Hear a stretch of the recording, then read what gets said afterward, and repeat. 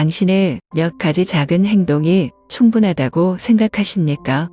저는 이 가족을 위해 평생을 바쳤고 이제 남편이 배신했기 때문에 굴욕감을 느끼며 살아야 해요.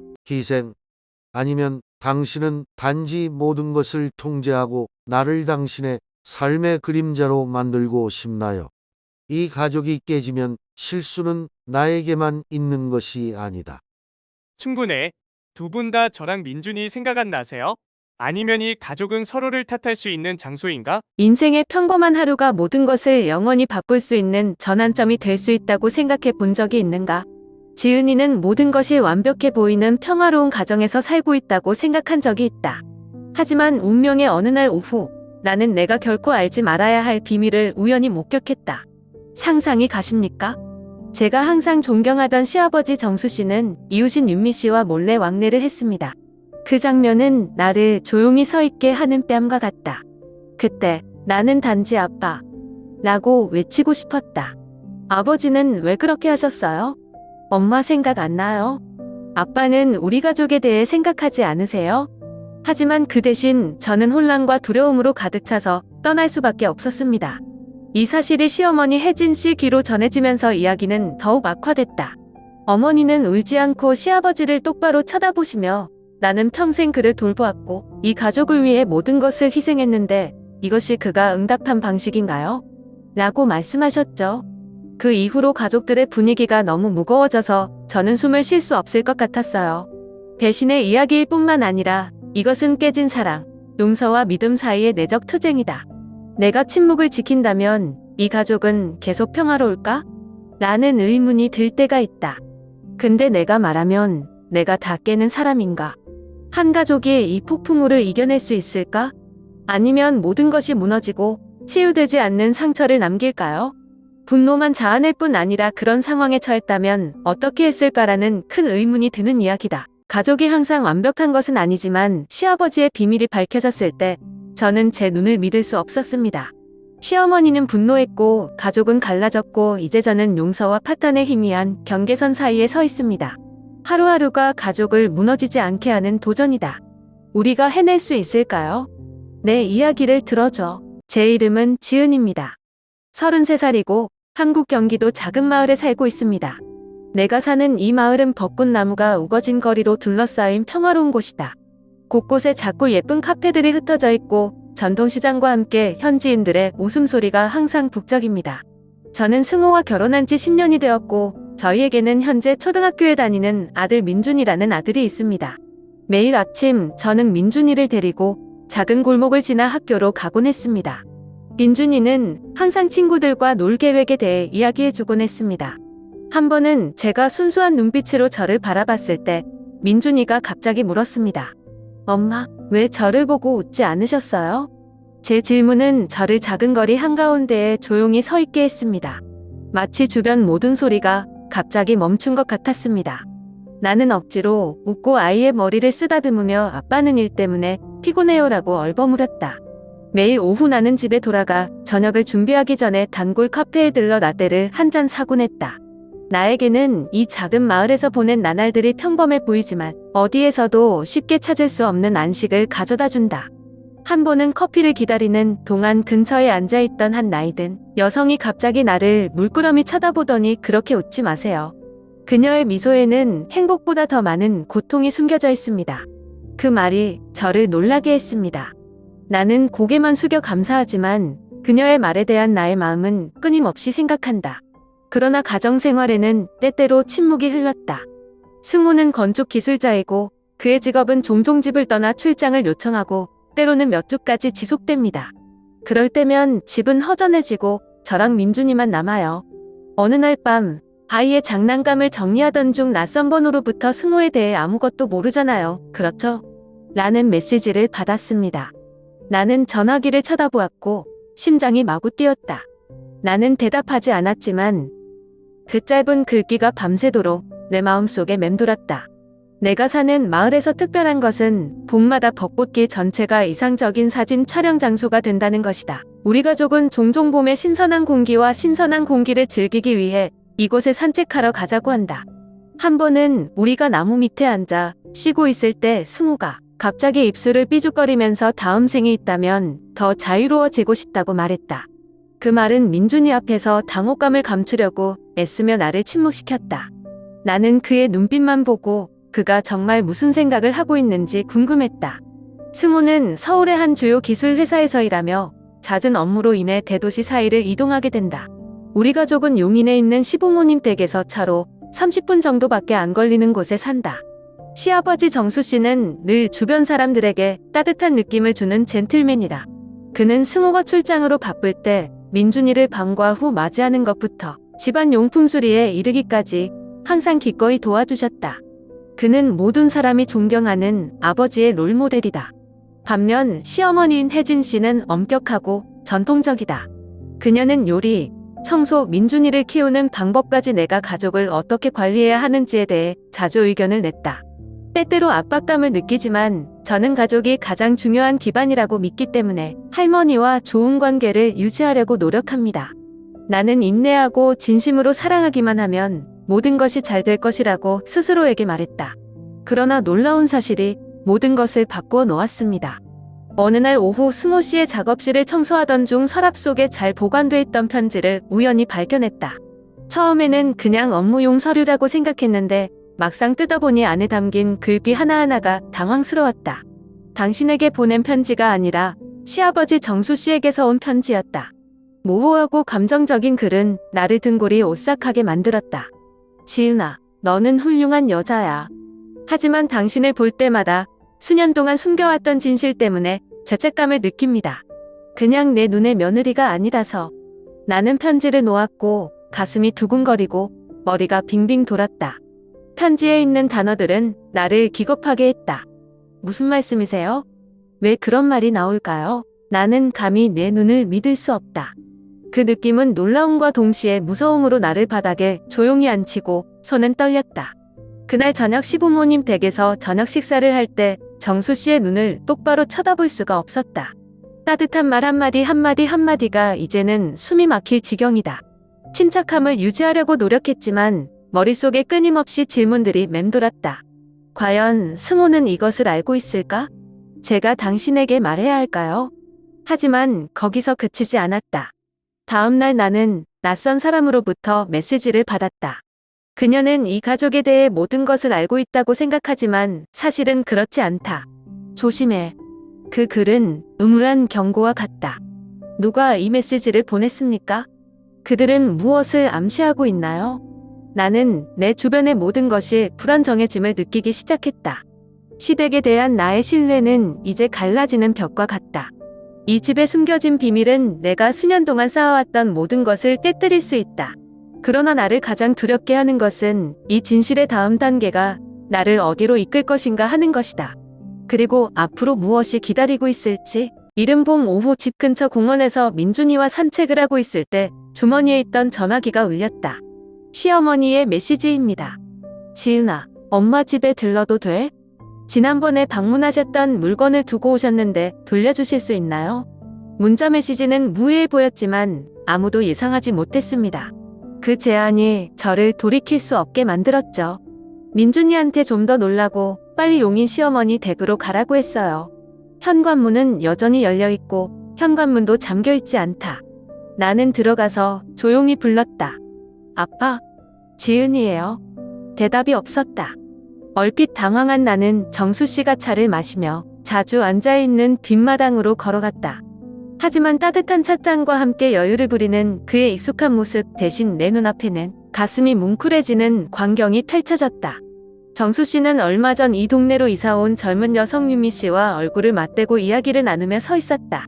두 사람 모두 너무 가까이 서 있어서 마치 비밀을 지키려는 것처럼 속삭이는 그의 목소리를 들을 수 있었다. 제가 말했죠.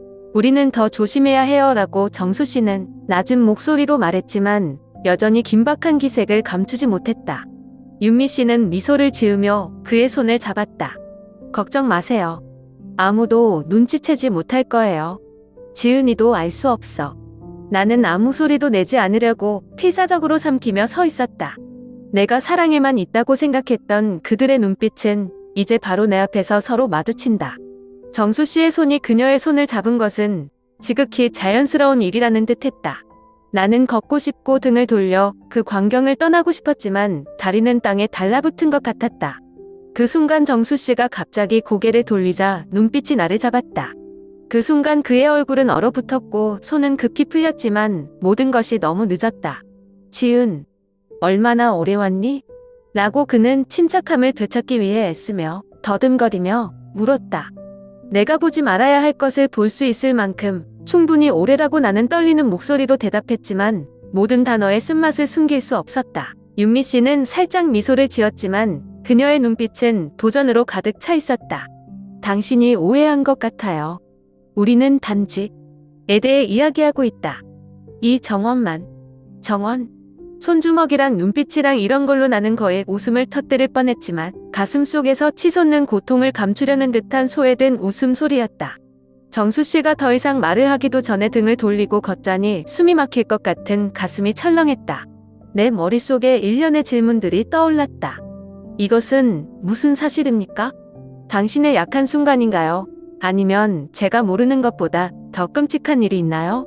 그날 밤 집에 돌아왔을 때 낯선 사람으로부터 더 이상 알아내지 마세요라는 메시지를 받았습니다.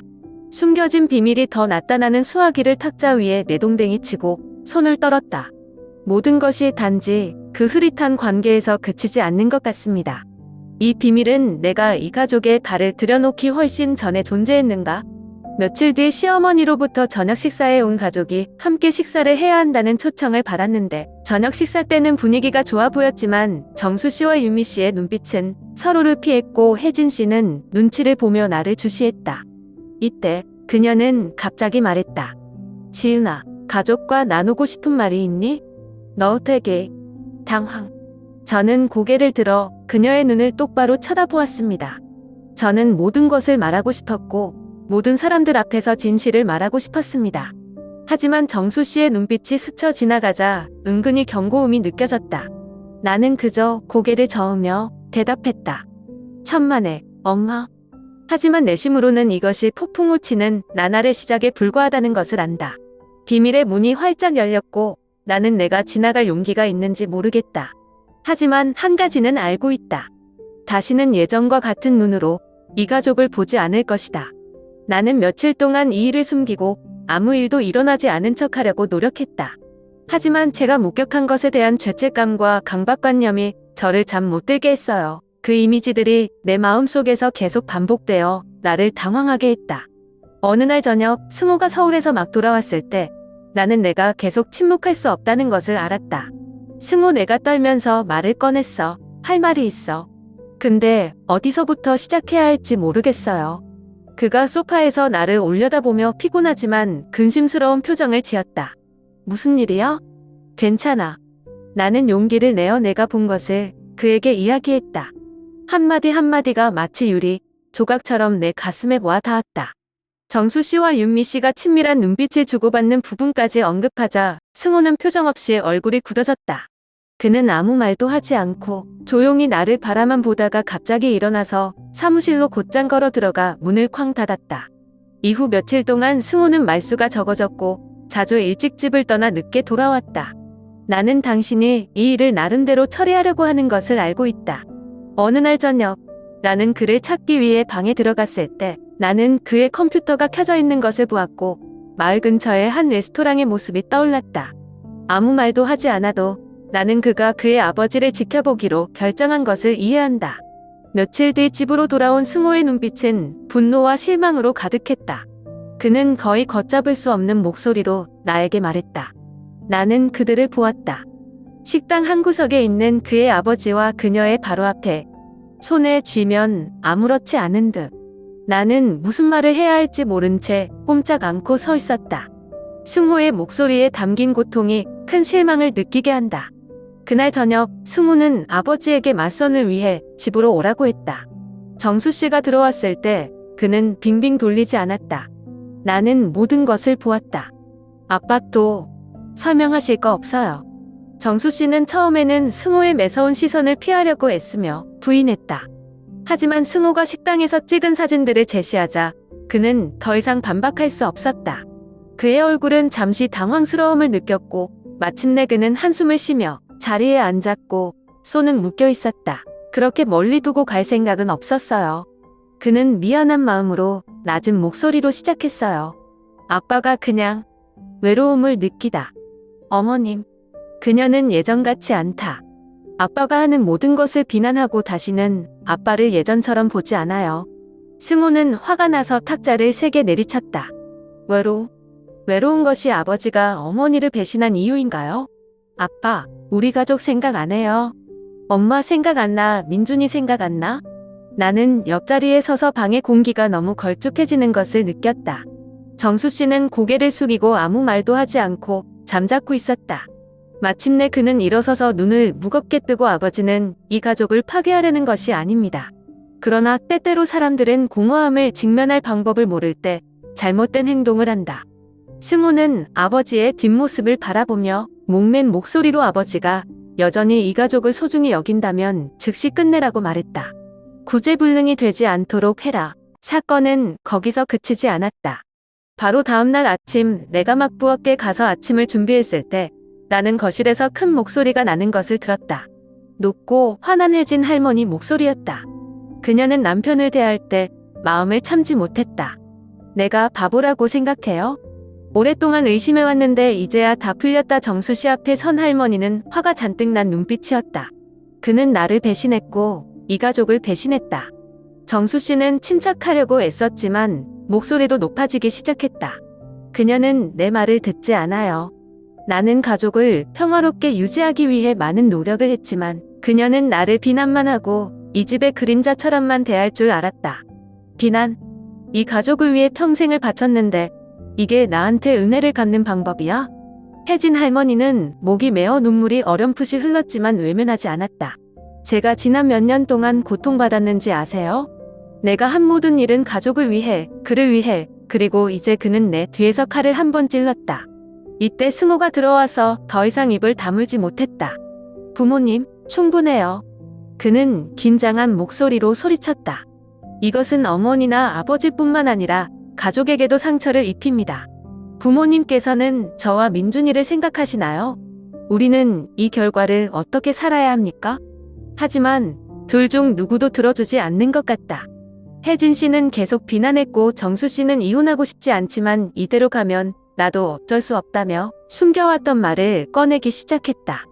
그녀는 항상 자신을 희생자로 여겼지만 나에게 무엇이 필요한지 물어본 적이 있습니까? 그 논쟁은 밤 늦게까지 계속되었다. 혜진 씨는 그 관계를 멈추지 않으면 할 말이 없을 것이라고 말하면서 마침내 탁자를 내리쳤다. 정수 씨는 눈빛에 피로가 가득 묻어 잠시 말없이 서 있었다. 나는 끝낼 것이다. 하지만 혜진아, 이대로는 안 될 것 같아. 말을 마친 그는 무겁고 가슴 아픈 분위기를 뒤로한 채 조용히 방을 나갔다. 그 후 며칠 동안 가정 분위기는 그 어느 때보다 답답해졌다. 저녁 식사 때마다 어정쩡한 눈빛과 강박적인 침묵이 흐르는 어색한 연극이다. 민준이 주변의 스트레스를 눈치채지 못하게 하고 엄마, 할머니, 왜 더 이상 서로 말을 안 해요? 민준이가 내가 숙제하는 걸 도와주다가 순진하게 물었다. 나는 울컥해서 뭐라고 대답해야 할지 모르겠다. 조부모님이 약간의 오해를 하고 있지만 괜찮을 거야, 얘야. 나는 나 자신도 확실하지 않지만 안심시키려고 노력했다. 승호도 전방의 압박을 받고 있다. 그는 부모 사이의 균열을 더 일찍 발견하지 못한 것에 대해 여러 번 자책했다. 어느 날 밤 온 가족이 잠들었을 때 나는 그가 소파에 앉아 먼 곳을 응시하는 것을 보았다. 어떻게 해야 할지 모르겠어요. 지은 씨라고 그는 피곤한 목소리로 말했다. 나는 내 가족이 눈앞에서 무너지는 것 같았고 그것을 막기 위해 아무것도 할 수 없었다. 나는 그의 옆에 앉아 그의 손을 잡았다. 모든 것을 짊어질 필요는 없어요. 당신과 함께 이 일을 이겨낼 수 있게 해주세요. 내가 이 소용돌이에 휘말리지 않도록 우리가 민준이를 보호하는 것이 가장 중요하다. 정수 씨가 윤미 씨와의 관계를 끝내겠다고 약속했지만 혜진 씨에 대한 의혹과 불신은 쉽게 가시지 않았다. 어느 날 저녁 모두가 잠자리에 들 준비가 되었을 때 저는 이상한 번호로부터 전화를 받았습니다. 저쪽 끝은 차갑고 도전적인 윤미의 목소리였다. 끝났다고 생각해요? 순진하게 굴지 마세요. 내가 뭘 원하는지 알고 있고 쉽게 포기하지 않을 거야. 나는 현기증이 나서 어떻게 대답해야 할지 모르겠다. 또 뭘 원하세요? 이 가족은 충분히 상처를 받았다. 그럼 기다려보세요. 정수 씨가 생각보다 저를 쉽게 떠나지 않을 것 같아요. 그녀는 전화를 끊었고 나에게 극심한 공포와 불안감을 남겼다. 이 폭풍은 끝날 의도가 없었던 것 같다. 다음에 무슨 일이 일어날지는 모르겠지만 이 풍파가 가족의 균열을 휩쓸 뿐만 아니라 우리 모두를 파탄 직전까지 몰고 갈 것이라는 것을 확실히 알고 있습니다. 윤미에게서 걸려온 전화 이후 나는 마치 거대한 파도가 모든 것을 집어삼키기를 기다리는 것 같은 기분이었다. 승우 앞에서 애써 정상인 척해도 속으로는 끝없는 난장판이었다. 그녀의 말은 단지 협박이 아니라 선전포고였다. 나는 제때의 조치를 취하지 않으면 모든 것이 통제불능이 될 것이라는 것을 안다.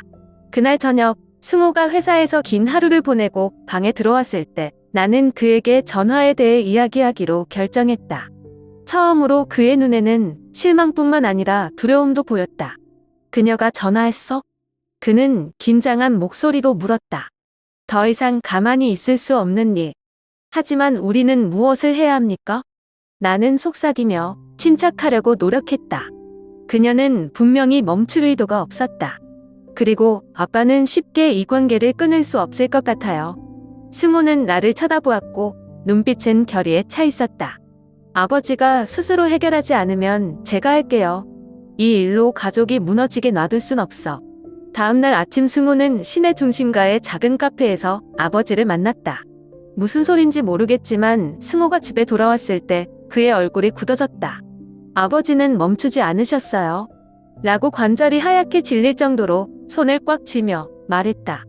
아버지는 더 이상 어머니에 대한 감정이 없고 자신의 방식대로 행복할 자격이 있다고 말했습니다. 엄마는? 이 가족은요? 나는 실망을 감추지 못하고 물었다. 일이 터지면 무슨 일이 일어날지 생각하지 않으세요? 아버지가? 그건 그의 결정이었고 아무도 강요하지 않을 거야. 승우는 의자에 앉아 고개를 푹 숙였다. 지은아, 어떻게 해야 될지 모르겠어. 마음은 무겁지만 승우의 막힘에 뭔가 해야 한다는 걸 알고 있다. 나는 윤미를 상대하기로 결정했다. 다음 날 나는 그녀의 아파트로 갔다. 이 아파트는 새로워지고 현대적이며 호화로운 건물의 꼭대기층에 있는데 분명히 정수 씨의 도움 덕분이다. 그녀가 문을 열었을 때 그녀의 눈빛은 비웃음으로 가득 차 있었다. 여기 오기 전에 곰곰이 생각하셨나 봐요 라고 윤미는 문틀에 몸을 기대며 반 입웃음이 나를 불편하게 했다. 저는 논쟁하러 온 것이 아닙니다. 한 가지 여쭤보고 싶은 게 있는데요. 제가 목소리를 가다듬으며 말했습니다. 정말 원하는 게 뭐예요? 우리 가족한테 뭘 원하세요? 그녀가 웃음을 터뜨리자 차가운 소리가 복도의 좁은 공간에 울려 퍼졌다. 원하는 건 나는 진실이 밝혀지기를 바란다. 나는 그를 원하고 당신과 당신의 가짜 가족이 현실을 직시하기를 바랍니다. 어떤 진실? 이 가족은 가식적이지 않다. 오직 너만이 다른 사람의 삶에 끼어드는 사람이다. 나는 더 이상 침착함을 유지할 수 없었고 나의 목소리는 예정보다 크게 울렸다. 그녀의 눈빛이 도발적으로 번쩍였다. 그러면 누가 승자인지 봅시다.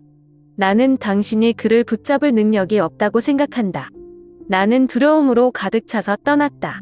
그 대화는 아무것도 해결하지 못했을 뿐만 아니라 그녀가 원하는 것을 얻기 위해 모든 것을 할 준비가 되어 있다는 것을 깨닫게 했다. 이것은 단지 위협이 아니라 진짜 전쟁이다. 앞으로 며칠 동안 혜진 할머니도 가만히 있지 않을 것 같다. 그녀는 모든 것을 조사하기 위해 사설 탐정을 고용했다. 어느 날 저녁, 그녀는 승우와 저를 불러서 책상에 두꺼운 파일들을 올려놓았습니다. 두 사람은 진실을 알아야 해. 라고 그녀가 눈빛을 굳게 하며 말했다. 파일 안에는 윤미 씨의 사진과 정보가 들어있다. 하지만 저를 놀라게 한 것은 정수 씨와 그녀의 사진이 마을뿐만 아니라 대도시에서도 여러 곳에서 찍혔다는 것입니다. 그녀가 지난 몇 달 동안 그에게서 거액을 받았다는 증빙 서류도 있었다. 그녀는 단순한 애인이 아닙니다. 라고 혜진 부인이 칼처럼 날카롭게 말했다. 그녀는 그를 이용하고 있고 우리가 아무것도 하지 않으면 그녀는 모든 것을 파괴할 것이다. 승우는 파일을 보고 손을 떨었다. 엄마, 우리는 이런 일이 계속되도록 놔둘 수 없어요. 하지만 아버지가 우리가 무엇을 하고 있는지 아신다면 어떻게 반응하실까요? 당신의 아버지는 잘못된 선택을 하셨고, 이제 우리는 잘못된 선택을 해야 합니다. 하고 그녀는 냉정한 목소리로 말했습니다. 그가 그녀를 떠나지 않는다면 우리는 모든 것을 드러낼 것이다. 그녀의 말은 나를 오싹하게 했다. 이 전쟁은 점점 도를 넘어서고 있다.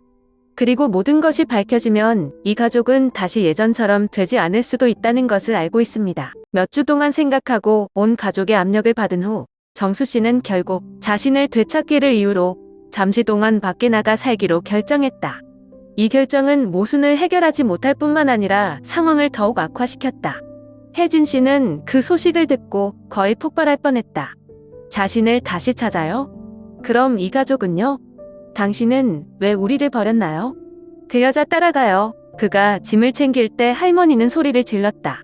그러나 그는 낮은 목소리로 대답하고 눈은 피했다. 시간이 필요해. 혜진아. 그렇지 않으면 내가 이 모든 걸 어떻게 상대할 수 있을지 모르겠어. 대면 그녀는 쓴웃음을 지었다. 당신은 어떤 것에 직면하거나 숨기만 한 적이 있습니까? 그가 지키겠다고 맹세했던 가족 전체를 피하고 책임을 회피합니까? 승호는 부모 사이에 서서 공기를 달래려고 애쓰며 끼어들었다. 엄마, 저는 당신이 충분히 생각할 수 있는 약간의 공간만 필요하다고 생각해요. 끝이 아니라 진정할 수 있는 시간이에요. 그러나 그녀는 그에게로 눈을 돌렸고 눈에는 물과 원망이 가득했다. 이 일이 진정될 수 있다고 생각해? 아버지가 무슨 일을 하시는지 곧 알게 되면 이 가족이 이렇게 될 수 있을까? 그녀의 비난은 승호의 마음에 직격탄을 날리는 것과 같았다. 그는 대답하지 않고 그냥 서 있었고 눈빛이 흩어졌다. 그 후 며칠 동안 집안의 모든 것이 혼란스러워졌다. 정수 씨의 부재가 모든 것을 누그러뜨리는 것이 아니라 집안 분위기를 무겁게 할 뿐이다. 나는 민준이 변화를 눈치채지 못하게 하려고 노력하지만 아이들은 우리가 생각했던 것보다 더 민감하다. 어느 날 저녁 식사 준비를 하고 있는데 민준이가 갑자기 저한테 물어봐요. 엄마, 왜 더 이상 안 와요? 당신은 여전히 나를 사랑합니까? 아이의 질문은 내 마음의 칼과 같다. 나는 눈물을 참으며 최대한 부드럽게 대답했다. 그는 자식을 매우 사랑한다. 민준. 잠시 쉬셔야 합니다. 할아버지가 괜찮아지면 내게 돌아올 거야. 그러나 그 대답만으로는 내 마음의 불안을 잠재우기에 충분하지 않았다. 알아요. 이런 거짓말은 일시적이지만 민준이 가족의 폭풍에 휘말리게 할 수는 없어요. 어느 늦은 저녁, 승호가 퇴근 후 돌아왔을 때 식탁에 묵묵히 앉아 있었고 손에 컵을 들고 있었지만 마시지 않았고 눈빛은 피곤했다. 나는 그의 옆에 앉아 그의 어깨에 손을 가볍게 얹었다. 형 괜찮아. 그는 한숨을 쉬며 나를 보지 않았다. 아니, 지은이. 나 안 괜찮아. 매일 집에 오면 엄마와 내가 모든 것을 안정적으로 유지하기 위해 노력하는 것을 볼 때 당신은 아무것도 할 수 없다. 쓸데없는 것 같아. 당신은 쓸모없지 않아요. 라고 제가 대답했죠. 부드럽고 확신에 찬 목소리로요. 그는 최선을 다했다. 우리 중 누구도 예측할 수 없습니다. 너만 여기 있으면 돼. 같이 이겨내면 돼. 승호는 잠이 부족해 눈이 충혈된 나를 돌아봤다. 아빠는 아버지는 생각해보겠다고 했지만 그는 그것이 단지 핑계일 뿐이라는 것을 알고 있었다. 그는 돌아가고 싶지 않았다. 그는 모든 것을 다 무릅쓰고 자신의 삶을 살고 싶어 했다. 나는 그의 손을 잡았다. 그럼 우리는 민준이를 위해서 그리고 우리 자신을 위해서 최선을 다해야 해. 그가 떠나고 싶다면 우리는 막을 수 없다. 하지만 우리 작은 가족은 여전히 건실해야 한다. 어느 날 오후 거실을 청소하고 있을 때 초인종 소리가 울렸다. 정수 씨가 서 있는 것을 보고 문을 열고 멍하니 서 있었는데 피곤한 표정과 후회에 찬 눈빛이었다. 들어가도 될까요? 그가 부드러운 목소리로 물었다. 나는 잠시 침묵을 지키다가 그를 안으로 초대했다. 그는 의자에 앉아 손을 꼬고 감히 나를 보지 못했다. 몇 분 동안 침묵한 후 그는 목소리를 높였다. 나는 사람들을 다치게 했고 고치는 것이 쉽지 않다는 것을 알았다. 하지만 난 내 가족을 잃고 싶지 않아. 나는 그를 보고 어떻게 대답해야 할지 몰랐다. 그럼 모든 일에 대처할 준비가 되셨나요? 그는 즉시 대답하지 않고 고개만 끄덕였다. 노력해 보겠지만 도움이 필요해요. 나 혼자서는 할 수 없어. 그 말이 나를 완전히 믿게 하지는 않았지만 그것은 시작이었다. 이 가족은 여전히 벼랑 끝에 서 있고 나는 그것이 치유될 수 있을지 확신할 수 없다.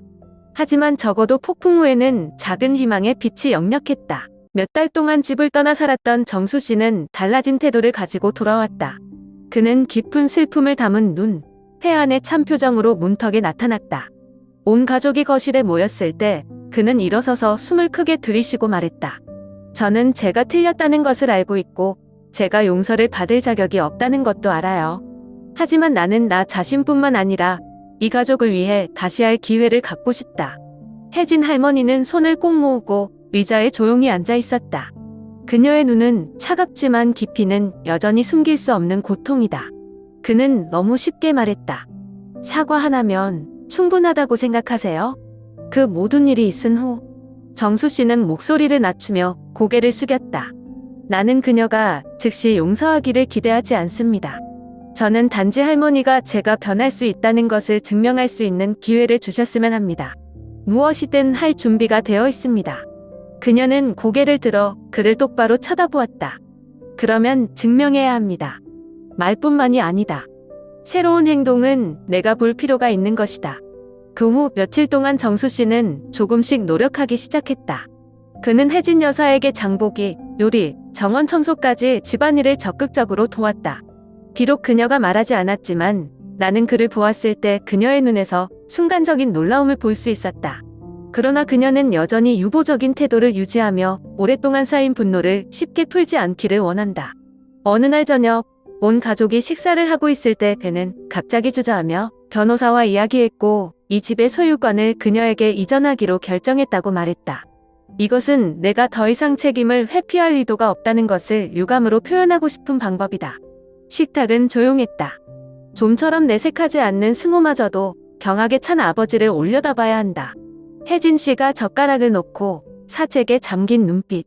나는 아무것도 증명하기 위해 이 집이 필요하지 않다.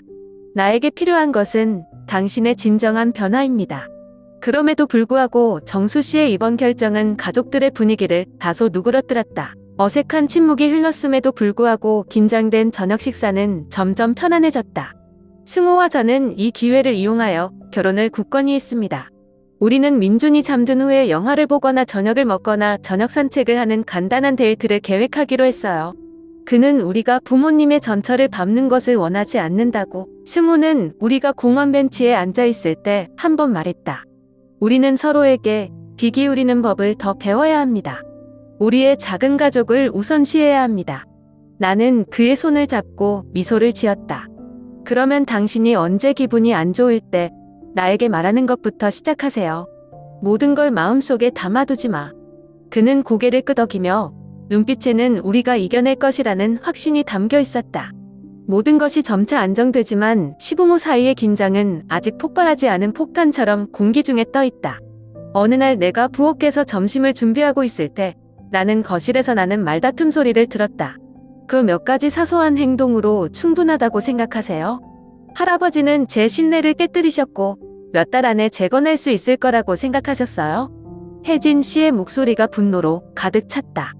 당장 모든 것이 원래대로 돌아갈 거라고는 기대하지 않아요 하고 정수 씨는 평소와 달리 침착하지 못한 목소리로 대답했다. 하지만 제게 기회를 주지 않으신다면 제가 어떻게 잘못을 고칠 수 있겠어요? 나는 부엌 옆에 조용히 서서 들어갈지 안 들어갈지 몰랐다. 그러나 내가 결정을 내리기 전에 그녀는 한마디로 집 전체를 침묵에 빠뜨렸다. 사실 저는 이혼을 생각하고 있었고 아직 그 생각을 버리지 않았어요. 그녀의 말은 가족 모두에게 충격과 같았다. 그날 저녁 식사 후 승호는 방으로 들어가 한숨을 쉬었다. 엄마는 정말 이혼을 원하신다고 하셨지만 저는 그게 할머니가 더 이상 상처받지 않도록 보호하는 방법일 뿐이라고 생각해요. 아버지가 받아들이실까요? 나는 걱정스러운 눈빛으로 물었다. 승호는 고개를 저었다. 아니요. 아버지는 결코 그것을 받아들이지 않을 거예요. 하지만 아버지가 어머니의 마음을 바꾸기 위해 무엇을 할 수 있을지 확신이 서지 않아요. 그 다음 날 정수 씨는 그 어느 때보다 더 많은 노력을 기울였다. 그는 그녀의 모든 비판을 참았고 그녀가 아플 때 그녀를 돌보았으며 심지어 그녀가 좋아하는 정원 가꾸기나 요리 배우기 같은 활동에도 참여하기 시작했다. 할머니는 아무 말도 하지 않으셨지만 저는 그녀가 할아버지를 조금씩 지켜보고 있다는 것을 압니다. 어느 날 저녁 식사 후 청소를 하고 있을 때 그녀는 갑자기 나에게 지은 씨, 제가 그를 용서해야 한다고 생각하세요? 라고 말했다. 나는 멈춰 서서 할머니를 바라보았다. 아직도 아버지에 대한 감정이 조금이라도 있다면 그에게 기회를 줘야 한다고 생각해요. 그를 위해서가 아니라 어머니를 위해서요. 항상 마음속에 분노를 간직하는 건 엄마를 더 힘들게 할 뿐이야. 그녀는 대답하지 않고 조용히 고개를 끄덕였다. 그것이 용서의 표시인지는 모르겠지만 적어도 그것은 시작이다. 사랑과 용서가 이 관계를 구할 수 있을까요? 저는 그 답을 모르지만 시간이 흐르면서 우리 가족이 출발지로 돌아가는 길을 찾기를 바랍니다.